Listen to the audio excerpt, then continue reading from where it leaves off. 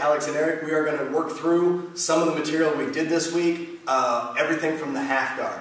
Half guard is a great position. It's traditionally been kind of a stopgap to prevent the guard pass, but in recent years it's become really an offensive position.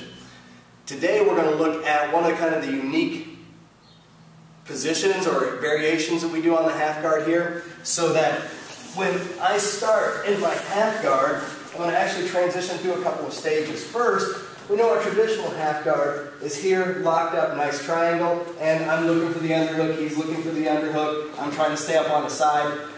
This is more of a traditional, I'm stopping him from passing my guard, half guard.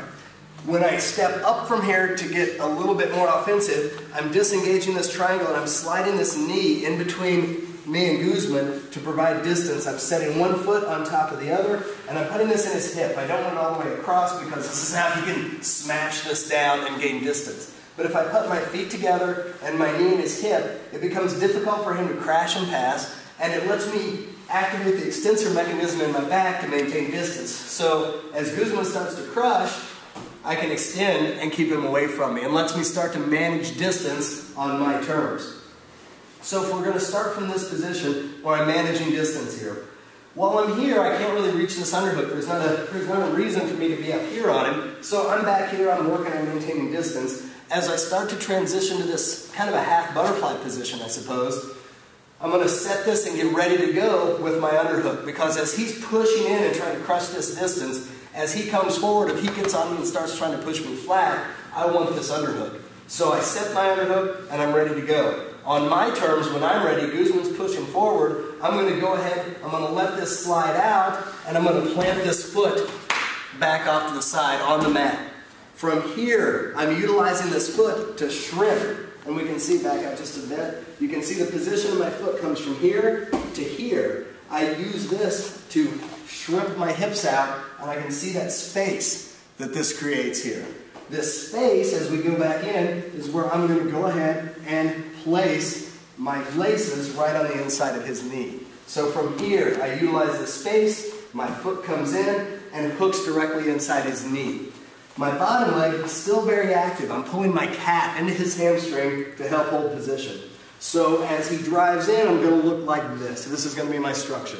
Bottom leg's in, I'm hooking a hamstring. My top leg has laces inside his knee, and my top arm is here right in my underhook. So now as he pushes forward, I have some structure, and even if he starts to get on my back, I'm still maintaining this position. Underhook, hook here, and hook on the bottom. This hand is going to roll over because as he drives forward, he's giving me this momentum, he's giving me the proper distance. I'm going to go ahead and overhook this arm. And I'll overhook it as deeply and as securely as I can. If I have space, I'll get in and grab my MG. If I don't, I'll just kind of overhook and lock here. So I'm in this position. From here, most people are going to start to feel like they're trapped down. They're probably working something, and they're going to try and disengage and get away. As he starts to disengage and I get this space, I'm going to maintain my overhook. I'm going to use my underhook, and I'm going to get ready to work with my leg. This bottom foot is going to step out of its position and set flat on the floor. It's going to clear out of the way of this leg. From here, once he's giving me this space and momentum, I'm looking the direction I want to go, disengaging this leg, and now I activate my quad and I start this movement up. And I can see how I start to defeat his balance and his base from here. Once I start that motion with my quad, I don't try and kick him all the way over. I turn my hips. I'm looking the direction I want to go, and I turn my hips. Notice as I go face down where my knee goes. It lands right next to his hip. I don't want to be caught of kicking him over here so he can just re-half guard me. I want to get my hips turned and drive my knee to the mat. Now, no matter what he does from here, I have something in place to stop him from regarding. And now I can pressure on, set out, step up, and climb that positional ladder to side mount. So all the way through,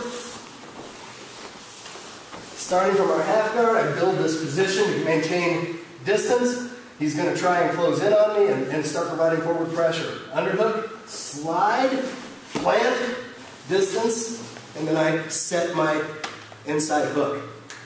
Wrap the overhook, and from here, I'm waiting for that momentum where he tries to come back. disengage the hook, turn my hips, and I put his back to the mat. From here, pick your transition, decide that you like. So, that's our recap. Lots of little things going on there. You'll notice the hip motion, controlling distance, gaining distance, then regaining distance, working an active bottom leg. All really critical components of any half guard, particularly this one. Super high percentage sweep, really functional for not just getting a sweep, but gaining distance back and getting space to open up. So even if I'm only successful in rolling into here and Goose pops up, boom, I still have distance. If he's up and here, I still have the ability to come to distance and re-guard a full guard. And I move from that half position to a full position.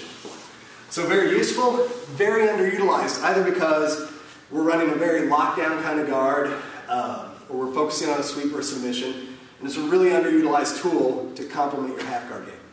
So, that's it for our half guard week. Check out the rest of our content, subscribe, and come back next week when we'll be taking a look at next week's stuff, and we'll surprise you then.